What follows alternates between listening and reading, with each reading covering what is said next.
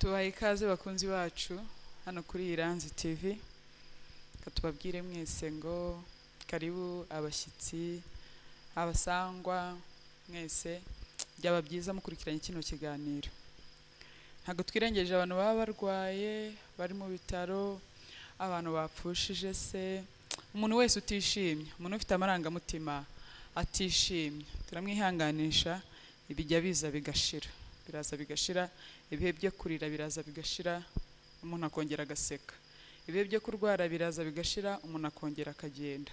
Rero muri byose tujya twiga gushima Imana. Uyu munsi rero tugiye kuganira kandi nkuko twaganiriye ubushize, tugendereye ku kiganiro twakoze ubushize twaganiriye kuri makeup. Twaganiriye kuri makeup twibaza ngo se makeup irakwiye ko abamama b'abakristo, abakobwa b'abakristo twakwisiga ari amarangi yose tujya twisiga mu maso. Twaje kubireba tubona iki ijambo ry'Imana ribivugaho. Umuntu utaragikurikiranye urebe mu bindi biganiro nakoze, uraza wenda kubibonamo. Ni byiza kumenya. Buriya hari ibintu bibiri, hari ugukora ikintu utakizi no gukora ikintu ukizi.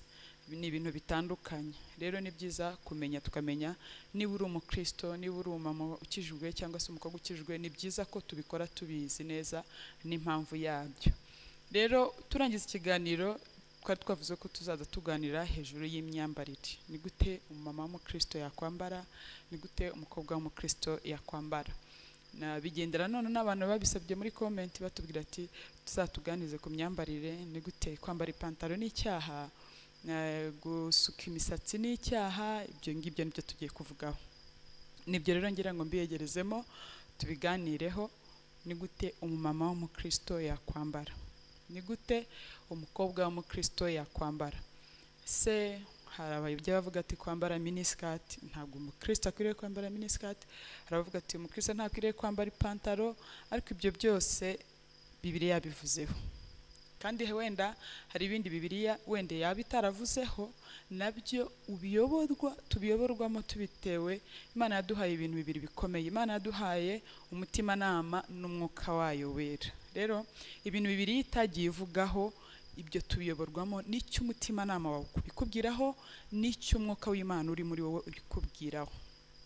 Nk'urugero, hari abantu bavuze ati muri comment ati gusiga inzara kugira gute. Yego, ibyo ngibyo hari ibintu Bibiliya itagiye ivugaho, tubiyoborwaho tubigendeye he n'umutimanama n'umwuka wera. Gusiga inzara Bibiliya ntacyo yabivuzeho, nubwo nayo ari irangi, ariko ntabwo yigeze ivuga specific ku nzara. Rero wowe bitewe n'imyemerere yawe, umutimanama wawe n'umwuka w'Imana ugukoreramo nibikubwira ko gusiga inzara ari icyaha, uzazireke. Kubera ko nuzisiga, umutimanama wawe uhora ugucira urubanza n'umwuka w'Imana ukorera muri we bihora bigucira urubanza, uri gukora icyaha. Ariko niba umutimanama utarakubwira ko ugomba kureka gusiga inzara, uzazisige. Ariko nubikora, umutimanama wawe ukubwira ko ari icyaha, ni icyaha. Ibyo tubyumve neza. Nusiga inzara, umutimanama ukubwira ko ari icyaha, ni icyaha. Icyo navuze ku nzara, navuze kuri yakuno tuzitereka zikagenda zikaba ndende cyane, kagira noneho ukabona n'umuntu no kwandika, umuntu ntagishobora kwandika gufata ikaramu. Nibyo navuzeho. Ariko kuzisiga ntabwo nabivuzeho, kubera ko nta kintu Bibiliya yabivuzeho. Rero umutimanama ukurimo n'umwuka w'Imana ukurimo bigomba kukujajinga icyo wabikoraho. Rero icyo nicyo nkivuzeho. Ikindi rero ngiye kuvugaho ariyo topic tugiye kuvugaho uyu munsi, ni kubijyanye n'imyambarire. Imyambarire ubwo ndavuga imyambarire y'umumama w'umukristo n'umukobwa w'umukristo. Icya kabiri mvugaho ni kubijyanye n'imisatsi, nayo ndayivugaho. Rero ku myambarire reka tubanze turebe kwanza icyo ijambo ry'Imana rivugaho. Timoteyo, ibyo ngira byose ndabisoma muri Bibiliya.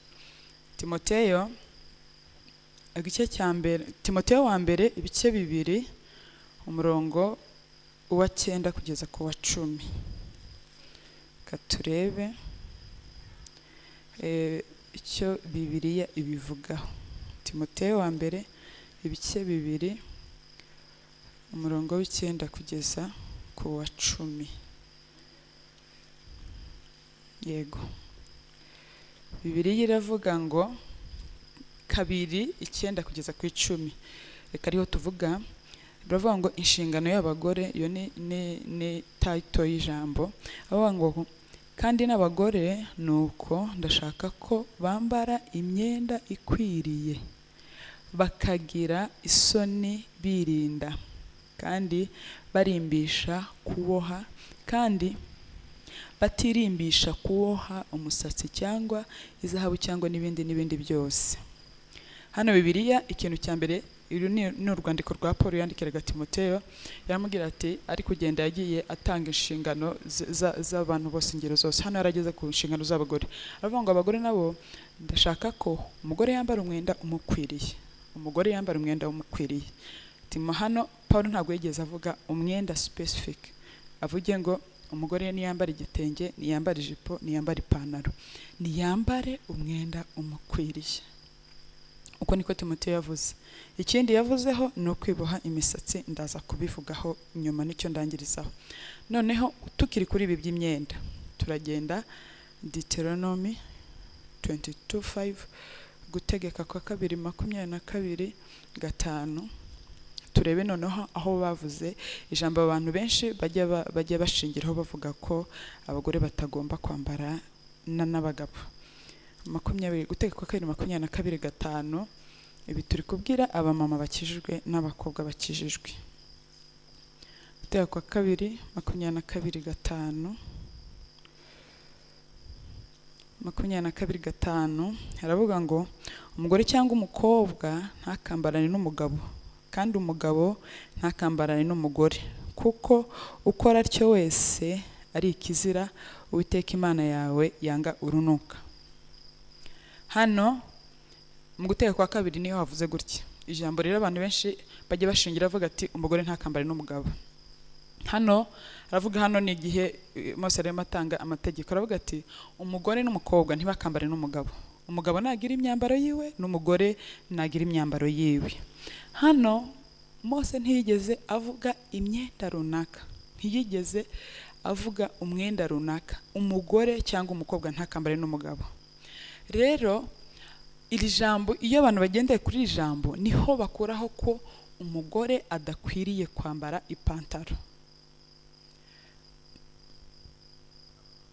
Kandi mu by'ukuri hano ntabwo bari bakambara ipantaro. Ipantaro yari itarabaho, kubera ko ipantaro n'umwenda wazanywe na civilisation, n'umwenda uje ejo bundi uzanywe na civilisation. Iki gihe rero iri jambo Mose atanga rero ano mategeko, ari abagore ari abagabo bose bambaraga amakanzu. Tubyumve neza, imyenda y'iki gihe abagore n'abagabo bambaraga amakanzu, ariko hakaba ikanzu izwiho ko ari iy'abagabo, hakaba n'amakanzu azwi ko ari ay'abagore. Abagore bariteraga ikanzu, bayirenzagaho umwitero, mu gihe abagabo barenzaga ikanzu, bajyaga bayirenzaho ibintu bimeze nka kimono z'ubu ngubu, kiriya kintu cy'igikanzu gifunguye imbere. Abantu bose bajya bareba imyambarire ya kera barabibona ko ariko bambaraga. Abagore bambaraga amakanzu bakitera, abagabo bambaraga ikanzu bagakenyera mu nda, bakarenzaho cya kintu kiriya gikanzu cyabaga gifunguye. Niyo yari imyambarire y'abagabo bakiriya gihe, n'imyambarire y'abagore yakiriya gihe yari ikanzu n'umwitero. Rero iki gihe bose bambaraga ikanzu, ariko hakabaho ikanzu z'abagore n'ikanzu z'abagabo. Rero iri tegeko rizavuga ngo umugore n'umukobwa ntibakambare n'abagabo. Bishaka kuvuga iki?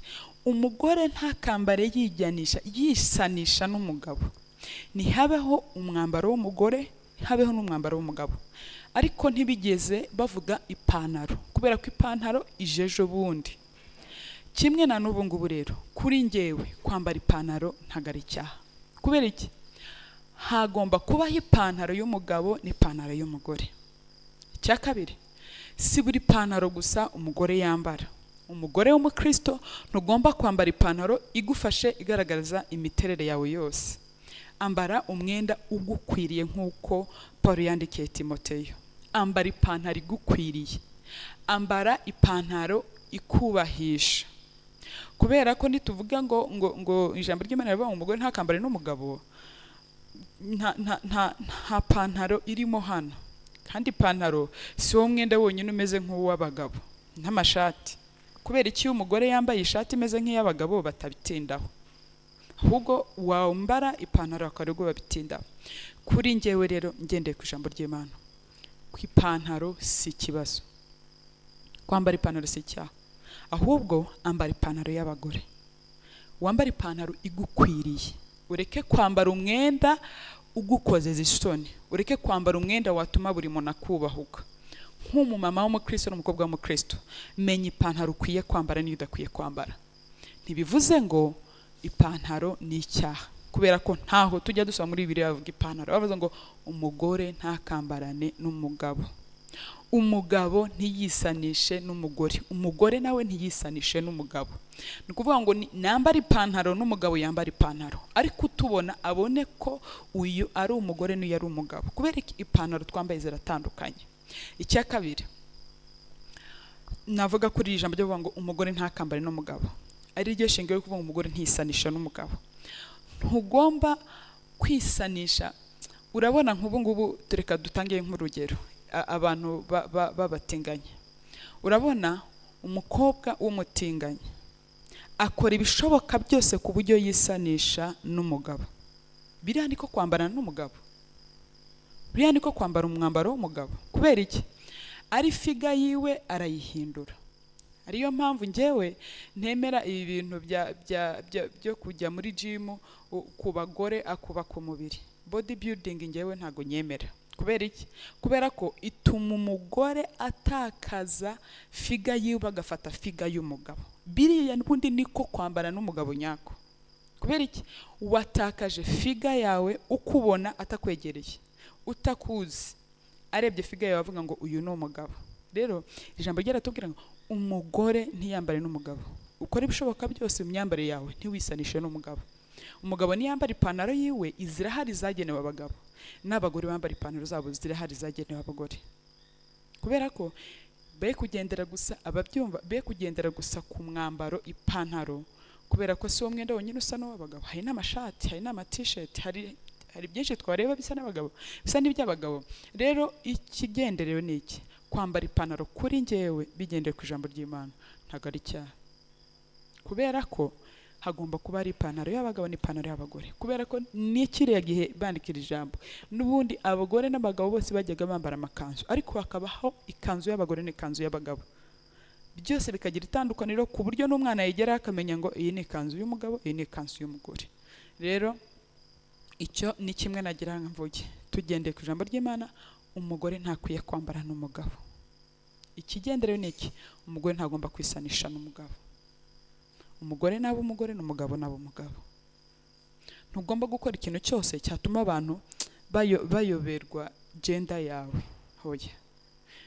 Ntugomba gukora ikintu cyose cyatuma abantu bashidikanya kuri gender yawe, uvuge n'umugore n'umugabo. Hoya. Umugore naba umugore bimenyekana ko ari umugore, n'umugabo naba umugabo bimenyekana ko ari umugore.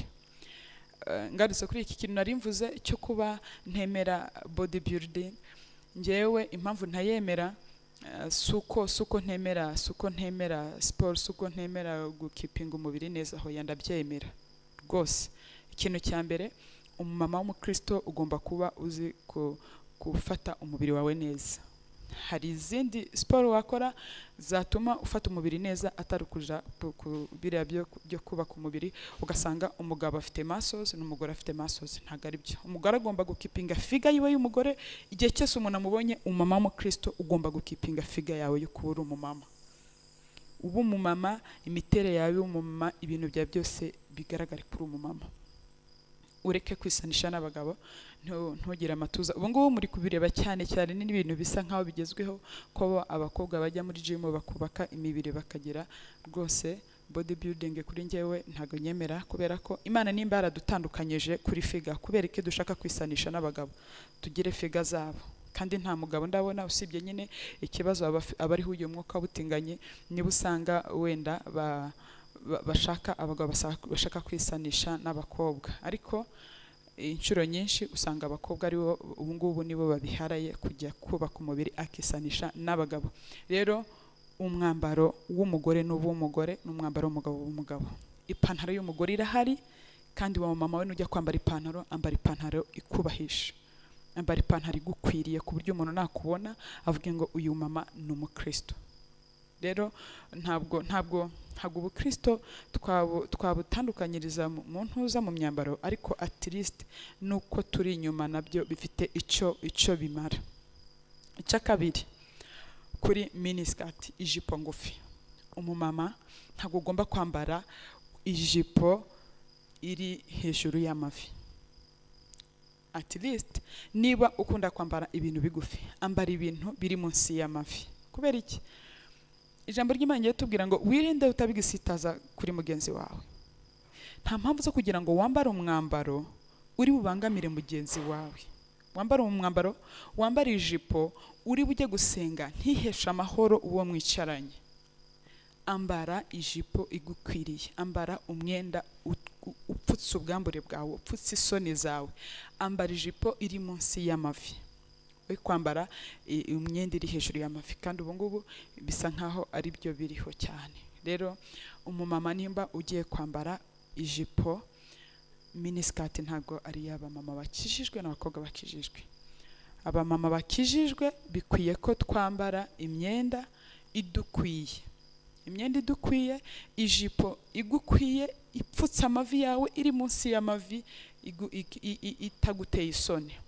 Umukobwa ambara umwenda ugukwiye, ambara niba ari ijipo, niba ari ikanzu, wikwambara umwenda uri hejuru y'amavi ngo ugire umuntu wabangamira, Hari ujya avuga ngo Imana bino bintu by'abarokore, ubundi ibintu abarokore bikora, Imana ireba mu mutima. 100% ndabyemerana nawe, Imana yacu ireba mu mutima. Imana ireba mu mutima. Hari n'igihe wasanga yo wenda nta nicyo binayibwiye kuba we wakwiyambarira uko ubonye, kubera ko yirebera mu mutima. Ariko wibuke ko abantu bo bareba inyuma, abantu bareba inyuma. Imana igira mu mutima, abantu bareba inyuma. Kandi ntabwo ubana n'Imana, ntabwo urajya mu ijuru cy'abana n'abantu. Ni ukuvuga ngo ubana n'abantu bareba inyuma, ntabwo uba mu ijuru ry'Imana igireba mu mutima. Uri mu isi irimo abantu bareba inyuma. Rero imyambarire yawe ambara ku buryo abantu badakritika icyo wambaye. Ambara ku buryo uko wambara bitaba debate ku bandi. Ambara ku buryo ibyo wambara bitabera undi muntu igisitaza. Kubera ko kwambara umwenda ukojeje isoni ukaza mu rusengero, ujya ubuzana n'umutekano wo mwicaranye. Nubwo ataha mu rusengero, no mu muhanda, no muri quartier, usanga si byiza ko niba uri umumama w'umukristo cyangwa umukobwa w'umukristo, imyambarire yawe yajya ikintu cyo kuganirwaho muri quartier. Ambara imyenda igukwiriye nk'umumama w'umukristo, ambara imyenda igukwiriye nk'umukobwa w'umukristo. Imana yacu igireba mu mutima, ni ukuri, ariko abantu tubana nabo buri munsi bareba inyuma. Rero kubera ko tubana n'abantu bareba inyuma, kandi ba bantu bareba inyuma niwo washiriraho igisitaza. Wambaye nawe niwe ubera igisitaza, kandi mu gihe wabereye undi muntu igisitaza, imbere y'Imana nawe warangije gukora icyaha. Kubera ko ugomba kwirinda ko n'ikirenge cyawe kigomba gucumura. Ugomba kwirinda ko ugira undi muntu ubera igisitaza. Rero nujya kwambara, ambara nk'umumama w'umukristo.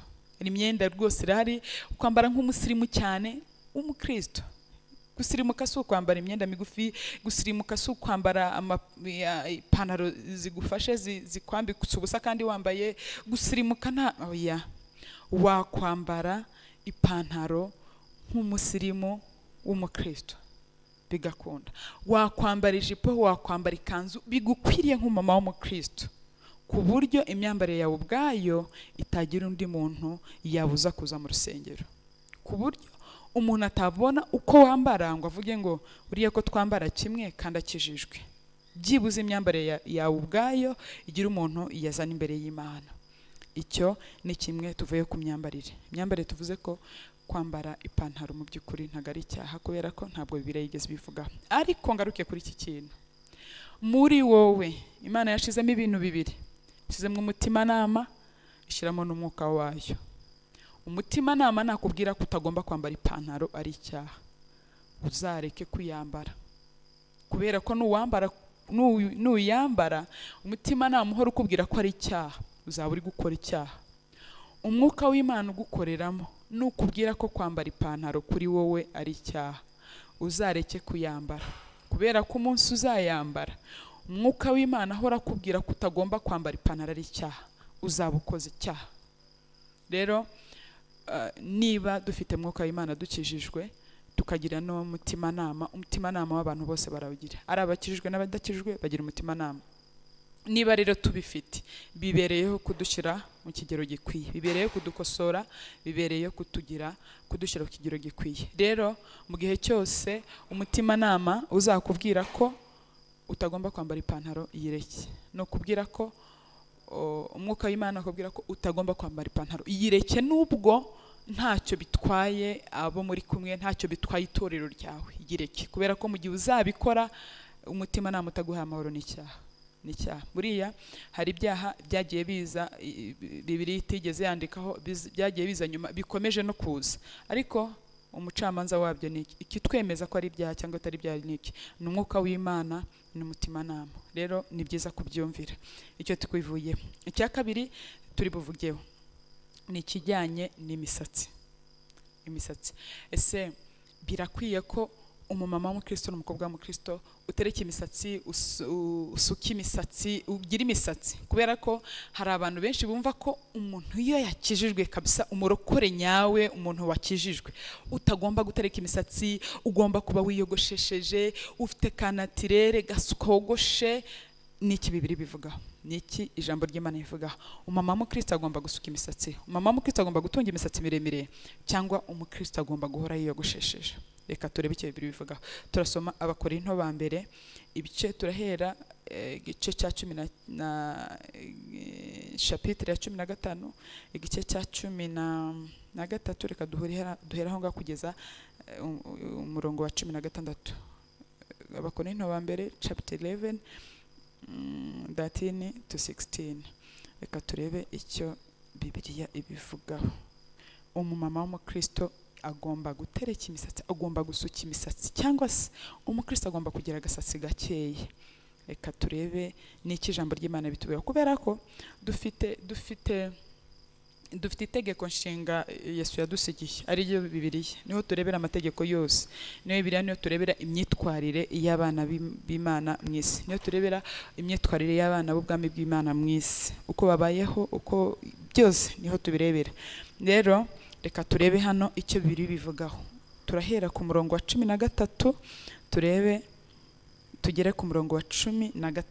Murongo wa 13 turavuga: ariko ndababwira mwebwe abanyamahanga yuko nubahiriza umurimo wanjye, kuko ndi intumwa ku banyamahanga. Aba ni Abaroma, sorry. Abakorinto.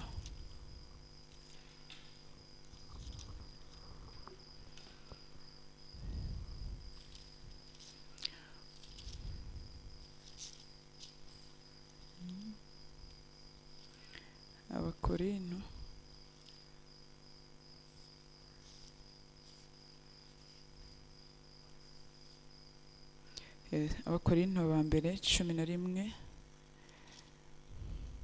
Abakorinto ba mbere 11 murongo wa 13 tugeze kuri 16.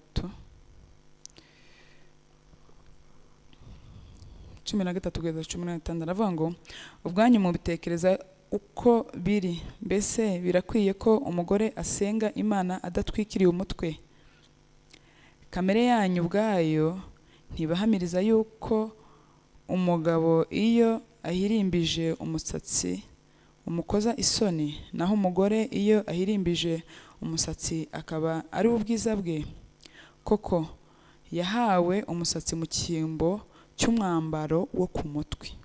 Ariko niba hagira umuntu ushaka kujya impaka, amenye yuko tudafite umugenzo nk'uwo ashaka. Icyo nashaka kubabwira ni iki? Nuko umugore yahawe umusatsi nk'igitwikirizo, cyo ku mutwe we.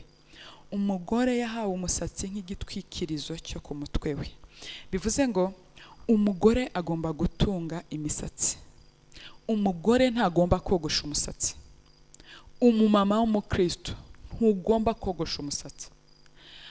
Kogosha umusatsi ni iby'abagabo, ariko umumama ukijijwe, umukobwa ukijijwe, ugomba gutereka imisatsi ikaba nk'igitambaro.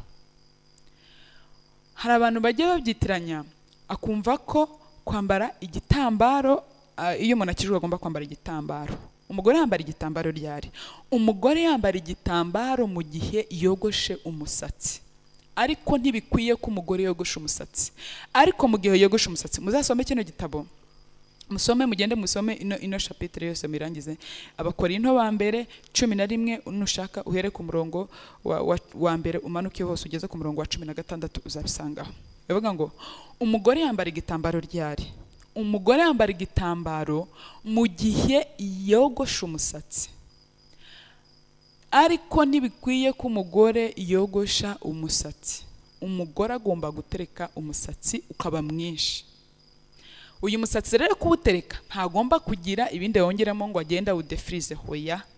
Ugomba kuboha. Hano Paulo yarayivuze muri Timoteyo, yababwira ngo kwirimbisha kwanyu ntikube hariya kuri kiriya gice twatangiye Timoteyo wa mbere ibice biri umurongo wa 9 kumanuka. Yaramanutse ababwira ngo icyo nshaka nuko umugore yambara imyambaro imukwiriye. Aramanuka arababwira ngo kandi kwirimbisha kwanyu ntikube uko kuboha imisatsi no kwambara izahabu no kugira gutabiriya byose. Bivuze ngo umugore uboha imisatsi, ariko ntibibi by'ibyo gusa, hoya.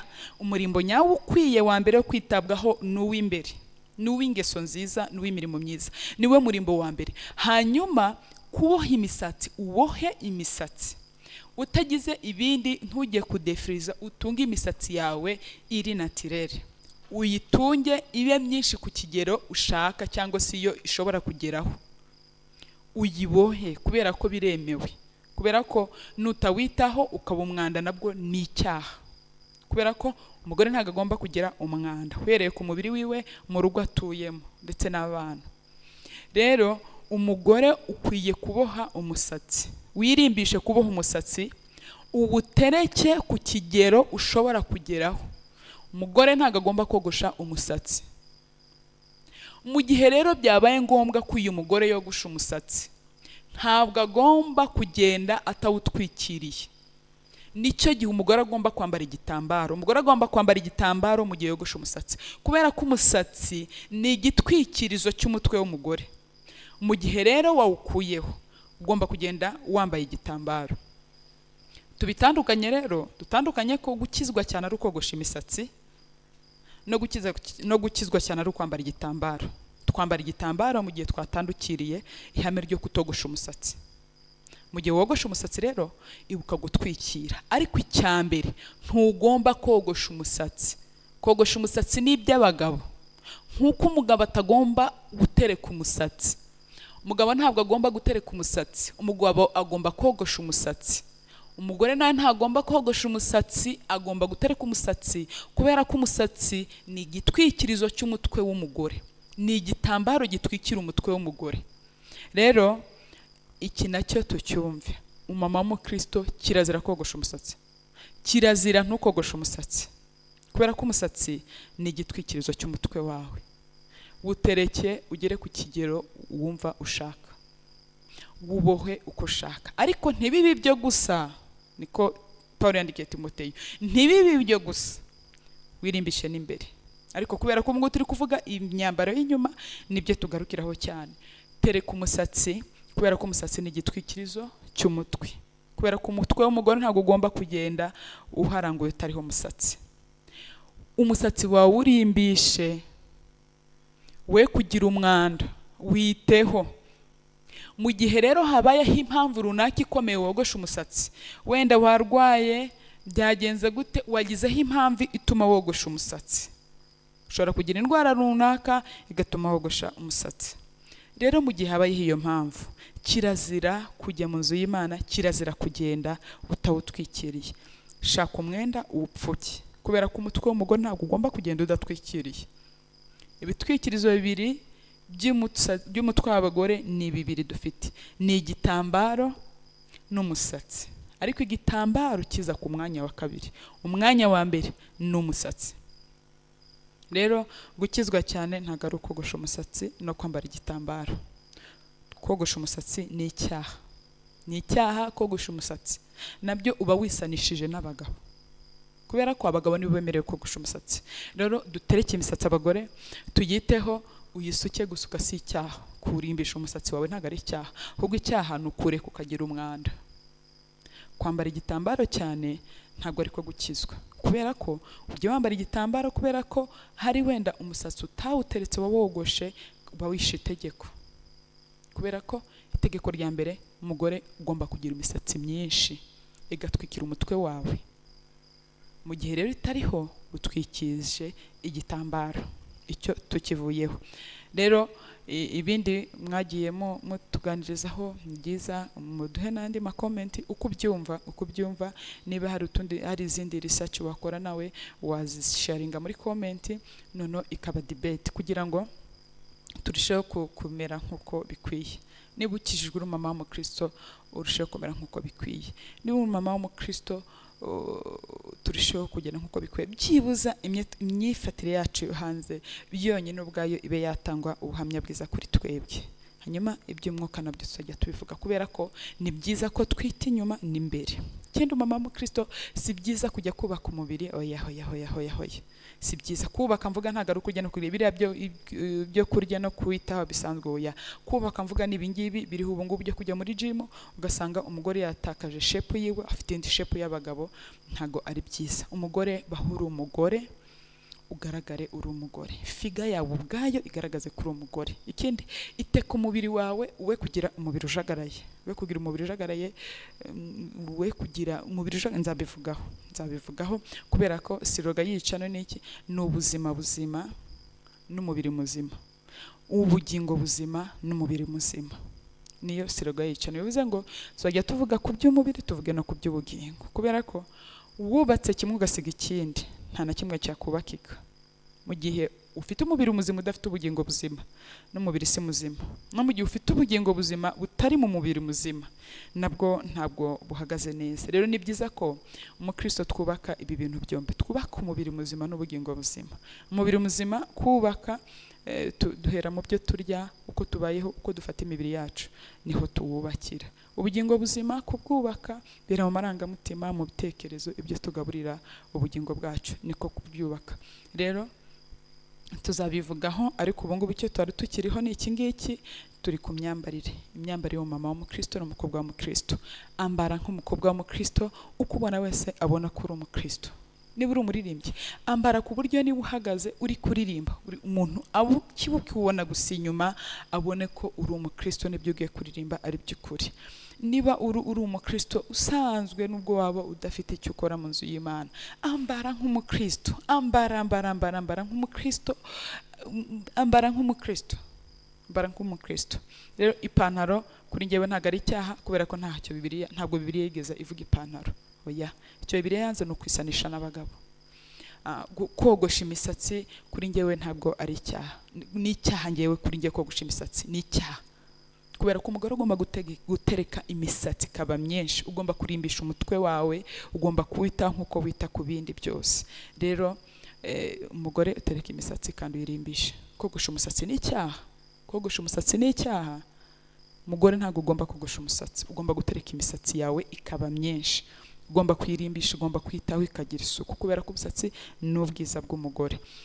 Makeup yo nayivuzeho, makeup ntabwo idukwiriye, kubera ko ntabwo tuyifiteho urugero rwiza.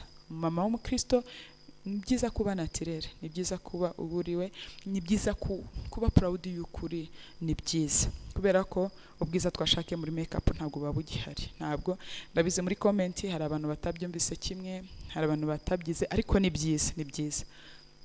Rero murakoze. Uyu munsi nagira ngo tuganire kuri icyo ngicyo, nsaba ngo ukore subscribe, usharinge, utange comment bijyanye n'uko nawe ubyumva. Tanga comment, hanyuma ndaba hano amaverse muri busome. Ni byiza ko wabisoma kugira ngo wenda ubyumve cyane ushobora kubisoma wowe ukabihishurwa kuruta uko ngewe nabigusobanurira. Usome Gutegeka kwa kabiri ibice 22 umurongo wa 5, usome byose uragenda ubyumva. Usome Abakorinto ba mbere igice 11 iyi chapitre yose uyisome.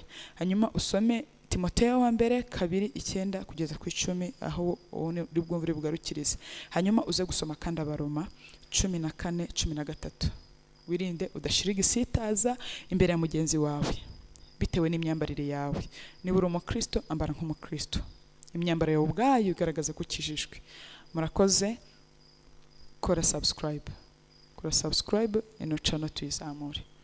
Imana ibahe umugisha.